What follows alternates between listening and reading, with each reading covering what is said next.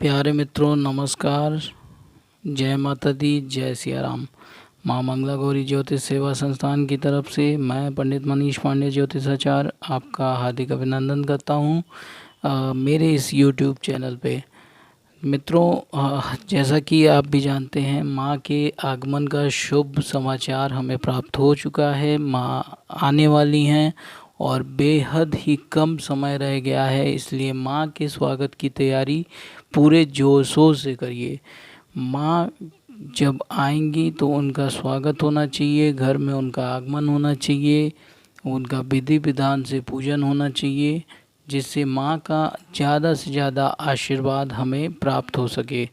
माँ के चरणों में रह के माँ की सेवा करिए, इससे बड़ा पुण्य इस धरती पर फ़िलहाल दूसरा कोई नहीं है। इस बात को आप निश्चित तौर पे समझ लीजिए।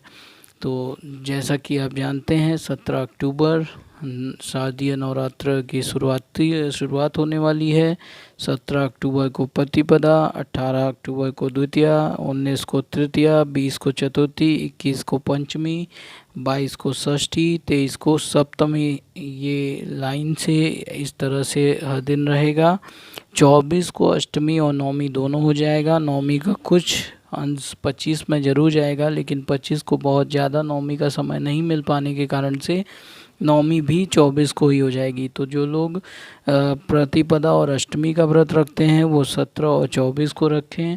जो लोग प्रतिपदा और नवमी का व्रत रखते हैं वो भी 17 और 24 को रखें। जहाँ तक रह गई बात कन्या पूजन का, तो नवमी 25 की शुरुआत में लगभग 10 साढ़े 10 तक नवमी रहेगा। उस समय में कन्या पूजन करिए और माँ का आशीर्वाद प्राप्त करिए।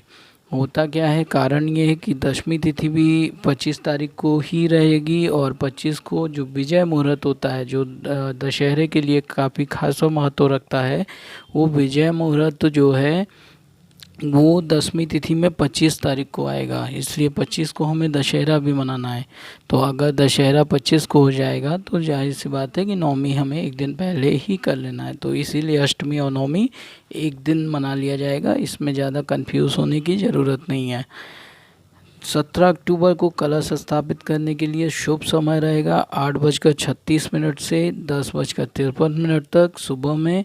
और अगर किसी कारणवश आप इस समय का उपयोग नहीं कर पा रहे हैं तो अभिजित मुहूर्त यानी 11:36 से 12:24 तक में भी आप कलश की स्थापना कर सकते हैं।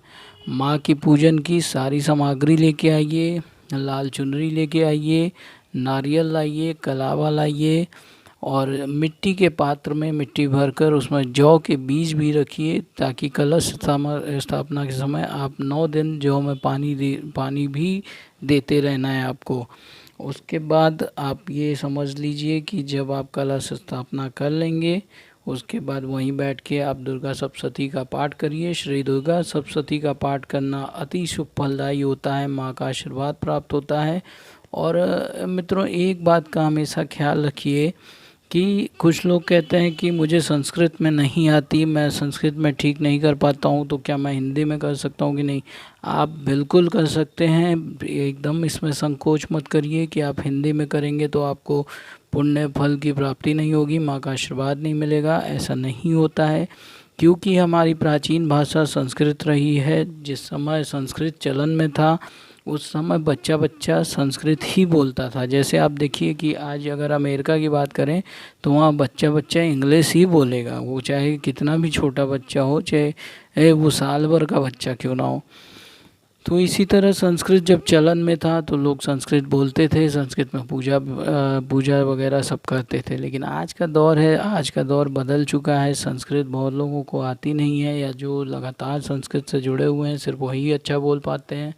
तो अगर आपका मन संस्कृत में करने का है तो संस्कृत में करिए, तब ये एकदम भूल जाइए कि अगर आपका कुछ उच्चारण गलत हो जाता है तो माँ श्राप दे देंगी। ऐसा कुछ नहीं होता है।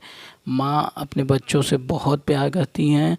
जितना भावनात्मक लगाव आप उनसे लगा के रखेंगे उतना ही माँ आपके साथ रहेंगी। ये बात आप जान लीजिए। इसलिए संस्कृत में करना चाहते हैं संस्कृत में करिए, और अगर संस्कृत में करने से आप डरते हैं तो आप फिर हिंदी में करिए, पूरा पाठ करिए। बिल्कुल मत सोचिए कि संस्कृत या हिंदी में करने से माँ के आशीर्वाद में कोई अंतर हो जाएगा। नहीं, ये संभव ही नहीं है। माँ सब बच्चों को बराबर चाहती हैं, इसलिए माँ का आशीर्वाद भी सबको बराबर रूप से मिलता है। तो दुर्गा सप्तशती का पाठ करिए, कलश स्थापना करिए, और नवरात्रि का पर्व विशेष रूप से मनाइए। संभव हो तो पूरे परिवार के साथ पूजन करिए, ताकि पूरे परिवार में एकता बढ़े, प्रेम बढ़े, माँ एक दूसरे का मान सम्मान बढ़े, और सभी मिल के माँ की आराधना कर सकें। तो जैसा कि आप एक चीज़ और जानते हैं कि माँ हमेशा किसी न किसी विशेष सवारी से आती हैं। तो इस बार माँ के आने की सवारी है अश्व, घोड़ा। माँ घोड़े पे आ रही हैं। घोड़े पे आने से काम में तेज़ी आएगी, शेयर बाज़ार में तेज़ी आएगी, और हर वो चीज़ जो फास्ट मूव करता है उसमें तेज़ी आएगी।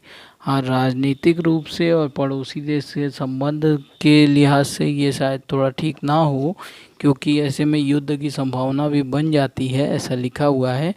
पर फिर भी अगर आप किसी काम में चाहते हैं कि तेज़ी हो, जल्दी काम पूरा हो, तो आप निश्चित तौर पे माँ के अश्व से आगमन आपके लिए शुभ हो सकता है। इसलिए आप अपने काम में तेज़ी लाइए।